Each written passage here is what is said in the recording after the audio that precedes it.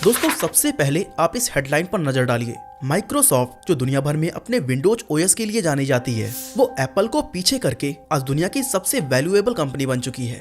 Microsoft की market capitalisation $2.887 trillion हो चुकी है, जो इतनी ज्यादा है कि अगर माइक्रोसॉफ्ट एक देश होता तो वो दुनिया की 7वीं सबसे बड़ी इकॉनमी होता। पर दिलचस्प बात यह है कि मार्केट कैपिटलाइजेशन के मामले में माइक्रोसॉफ्ट जिस एप्पल को पीछे करने में लगा हुआ है, वही एप्पल माइक्रोसॉफ्ट के विंडोज ओएस को खत्म करता नजर आ रहा है। साल 2009 में जो माइक्रोसॉफ्ट पीसी ओएस मार्केट में 95% शेयर रखता था, वो आज 62% पर आ चुका है। वहीं एप्पल जिसका 15 साल पहले कुछ भी नहीं था, उसका मैक ओएस आज 20% मार्केट को कैप्चर कर चुका है। लेकिन अब सवाल उठता है कि माइक्रोसॉफ्ट आखिर चूक कहाँ रहा है? एप्पल की वो कौन सी स्ट्रेटजी है जो माइक्रोसॉफ्ट के गले का फंदा बन चुकी है? और क्या आने वाले समय में माइक्रोसॉफ्ट विंडोज का अंत होने वाला है? आइए डिटेल में जानने की कोशिश करते हैं।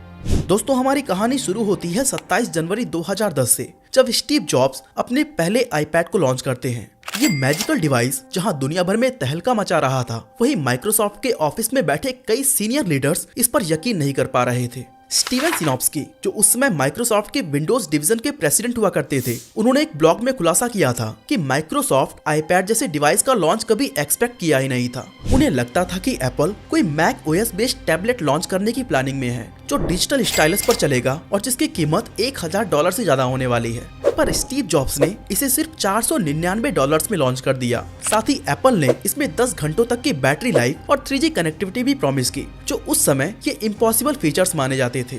और यही कारण है कि आईपैड ने माइक्रोसॉफ्ट के साथ साथ विंडोज नेटबुक को खरीदने वाले 4 करोड़ लोगों को हैरान कर दिया था। लेकिन क्या आपको पता है कि माइक्रोसॉफ्ट के लिए ये इतनी शॉकिंग बात क्यों थी? दरअसल दोस्तों ये वो दौर था जब माइक्रोसॉफ्ट का विंडोज ओएस अपने पीक पर था और उनके प्रॉफिट्स 70% तक हुआ करते थे। विंडोज का हर एक नया प्रोडक्ट उन्हें बहुत ज्यादा पैसे कमा कर दे रहा था। जैसे 22 अक्टूबर 2009 को विंडोज 7 के लॉन्च के बाद अगर हम 2010 के विंडोज के रेवेन्यू पर नजर डालें तो ये $18 बिलियन से भी ज्यादा का था, जिस पर विंडोज को $12.9 बिलियन की ऑपरेटिंग इनकम हुई थी। माइक्रोसॉफ्ट जितना पैसा सिर्फ विंडोज ओएस से कमा रही थी, उतना तो एप्पल अपने सभी प्रोडक्ट्स को मिलाकर भी नहीं कमा पा रही थी। पर दोस्तों माइक्रोसॉफ्ट को ये भनक लग चुकी थी कि आने वाले समय में पीसी मार्केट के साथ उनका भी सफाया हो सकता है। इसका रीजन ये था कि पीसी पर चलने वाली ज्यादातर एप्लीकेशंस जो पहले विंडोज के ओएस पर डिजाइन की जा रही थी, अब उन्हें डायरेक्ट वेब से ही एक्सेसिबल बनाया जाने लगा था। एग्जाम्पल के लिए अगर आप एक पीसी यूजर हो तो यूट्यूब, व्हाट्सएप और जीमेल जैसी सर्विसेज को यूज करने के लिए आप इनके विंडोज एप्लीकेशंस तो इंस्टॉल नहीं करते होंगे, बल्कि आप डायरेक्टली इन्हें क्रोम टैब से ही एक्सेस करते होंगे।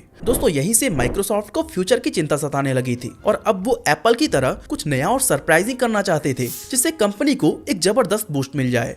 यही सोचते हुए साल 2010 में माइक्रोसॉफ्ट स्मार्टफोन के मार्केट में एंटर करता है, पर विंडो ओएस पर बेस्ड उनके स्मार्टफोन्स किसी को भी पसंद नहीं आते और ये बुरी तरह फेल हो जाते हैं। वहीं दूसरी तरफ आईपैड के लॉन्च के बाद जहां टैबलेट मार्केट में कंपटीशन बढ़ता ही जा रहा था, वहीं माइक्रोसॉफ्ट अपने डिवाइस लॉन्च के फेल्ड आइडिया को साइडलाइन करके अपने कोर बिजनेस यानी कि ऑपरेटिंग सिस्टम पर फोकस करने का फैसला करता है। अब दोस्तों माइक्रोसॉफ्ट अपने विंडोज ओएस को टैबलेट के लिए डिजाइन करने में लग जाता है, पर यहाँ प्रॉब्लम ये थी कि टैबलेट्स में सारे कंट्रोल्स माउस और कीबोर्ड से नहीं बल्कि टच से किए जाते थे। एंड एकदम से अपनी स्ट्रेटजी में इतने बड़े चेंज के लिए माइक्रोसॉफ्ट बिल्कुल भी तैयार नहीं थी। नतीजा ये हुआ कि माइक्रोसॉफ्ट न तो टैबलेट में अपना टच ओएस सही से इंस्टॉल कर पाई, बल्कि विंडोज के नए वर्जन विंडो 8 में उन्होंने जो बदलाव किए उससे उनके एग्जिस्टिंग पीसी यूजर्स भी काफी नाराज हो गए। हालांकि माइक्रोसॉफ्ट और विंडोज के लिए ये सीरीज ऑफ फेलियर्स की शुरुआत बस थी और अभी तो गूगल भी उन्हें बड़ा झटका देने वाला था। दोस्तों कंपनीज का ग्रोथ और डाउनफॉल तो होता रहता है,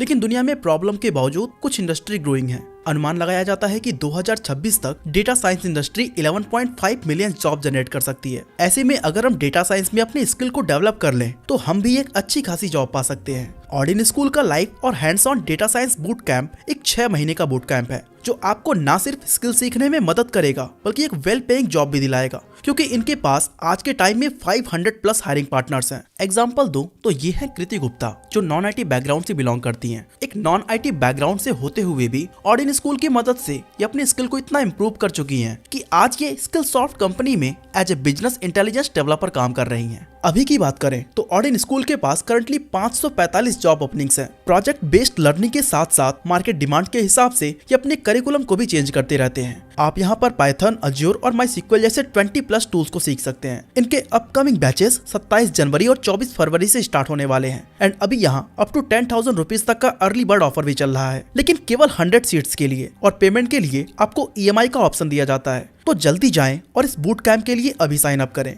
दोस्तों साल 2009 में ही गूगल ने भी अपना क्रोम OS लॉन्च कर दिया, जो लाइट वेट होने के साथ साथ ज्यादा सिक्योर भी था। इन फीचर्स को देखते हुए एंटरप्राइजेस और एजुकेशनल कंज्यूमर्स के बीच क्रोम OS तेजी से पॉपुलर होने लगा। अब माइक्रोसॉफ्ट, जिसने कभी सिक्योरिटी पर इतना ज्यादा ध्यान दिया ही नहीं था, उसे कैसे भी करके इसका तोड़ निकालना ही था। अब क्रोम OS को काउंटर करने के लिए माइक्रोसॉफ्ट विंडोज 10S नाम का ऑपरेटिंग सिस्टम लॉन्च करती है, जिसमें सिक्योरिटी के काफी एडवांस्ड फीचर्स डाले गए थे। बट इस ऑपरेटिंग सिस्टम में माइक्रोसॉफ्ट के वेरिफिकेशन के बिना कोई भी एप्लीकेशन इंस्टॉल नहीं की जा सकती थी, जो सिक्योरिटी के नजरिए से तो काफी अच्छा कदम था, पर यूजर्स को ये कुछ खास पसंद नहीं आ रहा था। अब इसे हम अपने खुद के एग्जाम्पल से समझें तो आज भी हम पीसी यूज करते समय ज्यादातर एप्लीकेशन डायरेक्ट गूगल से ही इंस्टॉल करते हैं, और विंडोज के ऐप स्टोर को तो शायद ही कोई खोलता होगा। माइक्रोसॉफ्ट से यहाँ दूसरी बड़ी चूक ये हुई कि उन्होंने क्रोम OS की टारगेटेड ऑडियंस को पूरी तरह समझा ही नहीं। दरअसल क्रोम OS ज्यादातर लो एंड और सस्ते डिवाइसेस में इंस्टॉल किया जाता था, इसीलिए इसे लाइट वेट डिजाइन किया गया था, जिससे ये कमजोर प्रोसेसर से भी हाई स्पीड परफॉर्मेंस निकाल सके।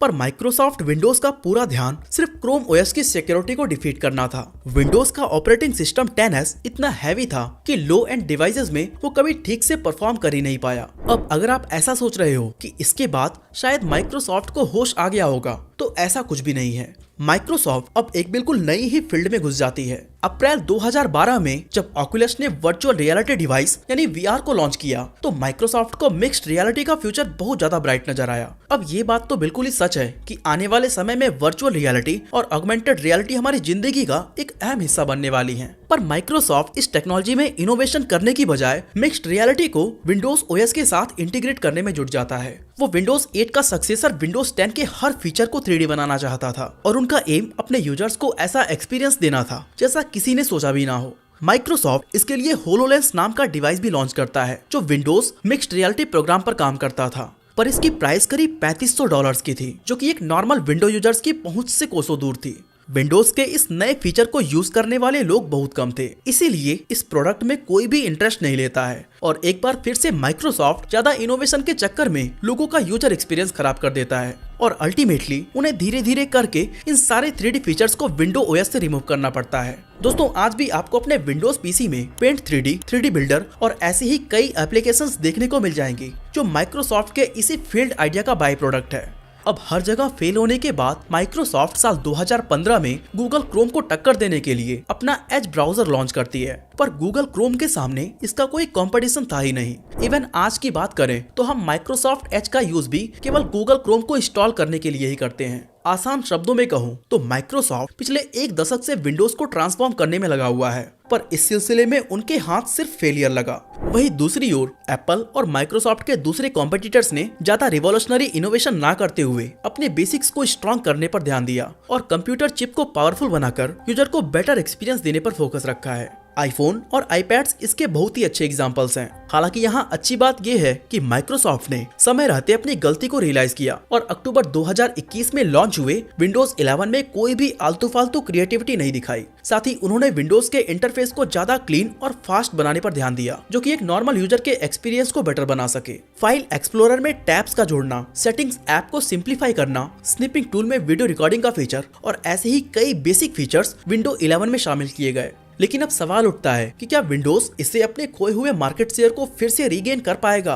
दोस्तों इसका सिंपल सा जवाब है बिल्कुल नहीं। माइक्रोसॉफ्ट के विंडोज की सीधी टक्कर इस समय एप्पल से है, जिसे बीट करना बिल्कुल भी आसान काम नहीं है। साल 2020 में एप्पल ने अपने डिवाइसेस में M सीरीज के चिप्स को इंट्रोड्यूस किया, जिसे उन्होंने खुद ही डिजाइन किया था। इसने एप्पल के कंप्यूटर्स को एक्स्ट्रा पावरफुल और फास्ट बनाया, जिसने मैकओएस की परफॉर्मेंस को नेक्स्ट लेवल पर पहुंचा दिया। दोस्तों बात करें अमेरिका के पीसी OS मार्केट की, तो एप्पल का शेयर यहाँ 30% से भी ज्यादा हो चुका है। वहीं विंडोज का ग्राफ 60% से नीचे आ चुका है। अब आप सोच रहे होंगे कि अगर एप्पल अपनी चिप्स को बेटर करके मार्केट शेयर कैप्चर कर सकता है, तो दुनिया की सबसे वैल्यूएबल कंपनी माइक्रोसॉफ्ट ऐसा क्यों नहीं कर सकती? दोस्तों इसके पीछे का मेन रीजन ये है कि एप्पल का मैक ओएस सिर्फ एप्पल के डिवाइसेस में ही काम करता है, और क्योंकि हार्डवेयर भी एप्पल का है, ओएस भी एप्पल का है और सारे एप्लीकेशंस भी एप्पल के ही हैं, इसलिए वो इसे बेटर तरीके से ऑप्टिमाइज कर पाता है। वहीं माइक्रोसॉफ्ट ना तो पीसी या लैपटॉप बनाता और चिप मैन्युफैक्चरिंग के लिए भी ये पूरी तरह से इंटेल और एएमडी जैसी कंपनीज पर निर्भर है, इसलिए इनके लिए हार्डवेयर और सॉफ्टवेयर को एप्पल की तरह ऑप्टिमाइज करना थोड़ा सा मुश्किल है। पर हाल ही के एक इवेंट ने विंडोज के लिए उम्मीद की एक नई किरण जगा दी है। दरअसल अक्टूबर 2023 में क्वालकॉम ने स्नैपड्रैगन एक्स इलाइट नाम का एक इंटीग्रेटेड चिप लॉन्च किया है, जो आर्टिफिशियल इंटेलिजेंस के लिए गेम चेंजर साबित हो सकता है। क्वालकॉम ने ये दावा किया है कि विंडोज ओएस फिलहाल जिस x86 प्रोसेसर के लिए ऑप्टिमाइज्ड है, उसके कंपैरिजन में स्नैपड्रैगन एक्स इलाइट कई गुना बेटर परफॉर्मेंस प्रोवाइड कर सकता है। हालांकि ये दावे कितने सच हैं और क्या माइक्रोसॉफ्ट सच में क्वालकॉम की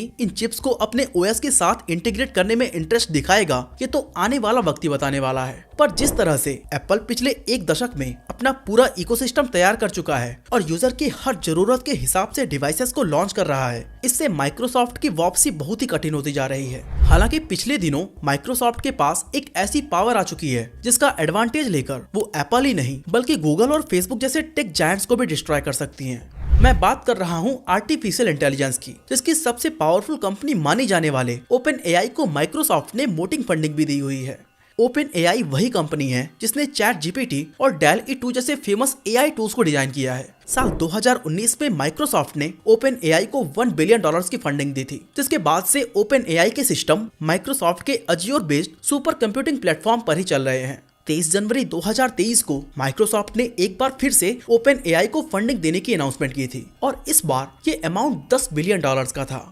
यही कारण है कि चैट जीपीटी के सुर्खियों में आते ही माइक्रोसॉफ्ट ने इसे अपने बिंज ब्राउजर के साथ इंटीग्रेट करने का ऐलान कर दिया, जिसने गूगल हेडक्वार्टर में तहलका मचा दिया। इसके बाद गूगल ने चैट जीपीटी को टक्कर देने के लिए बार्ड एआई को लॉन्च किया, पर फिलहाल तक वो चैट जीपीटी को पीछे करने में नाकाम रहे हैं।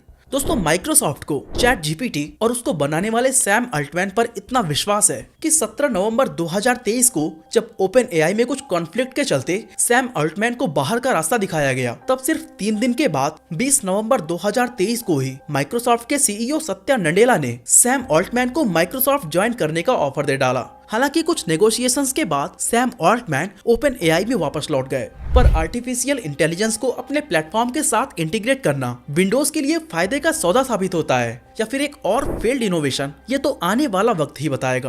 बाकी दोस्तों आप विंडोज और एप्पल के मैक ओएस में किसे पसंद करते हैं और क्यों, हमें कमेंट करके जरूर बताएं। बाकी इसी तरह अगर आप जानना चाहते हैं कि लोग एंड्रॉयड को बेचकर आईफोन क्यों ले रहे हैं, तो आई बटन पे क्लिक करके इस वीडियो को देख सकते हैं।